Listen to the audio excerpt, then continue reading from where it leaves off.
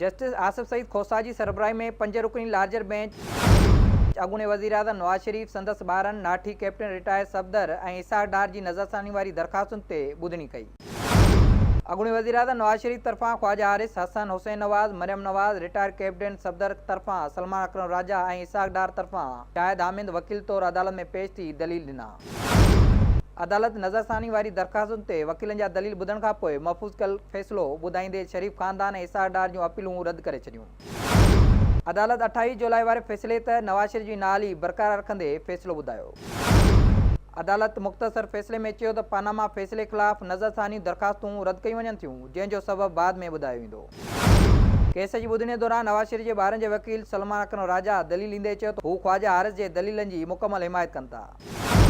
हुन चयो त रिटायर कैप्टन सफ़दर जो लंडन फ्लैटनि सां को बि तालुक़ु न आहे, पर अदालत उन ख़िलाफ़ बि रेफरेंस दाख़िल करण जो हुकुम ॾिनो, जंहिं ते जस्टिस आसिफ सईद खोसा रिमार्क्स ॾींदे चयो त JIT रिपोर्ट मूजिबि कैप्टन रिटायर सफ़दर जो बि कुझु तालुक़ु थिए थो। हुन चयो त कैप्टन रिटायर सफ़दर जी घरवारी पहिरीं मिल्कियत खां इनकार कयो, बाद में ट्रस्ट डीड तस्लीम कयो वियो। जस्टिस आसिफ सईद खोसा रिमार्क्स में चयो त रिटायर कैप्टन सफ़दर बि पहिरियों इनकार कयो, बाद में ट्रस्ट डीड ते सही तस्लीम कई वई। वकील सलमान अकरम राजा दलील ॾींदे चयो त JIT रिपोर्ट में रिटायर कैप्टन सफ़दर ख़िलाफ़ कुझु बि न हो।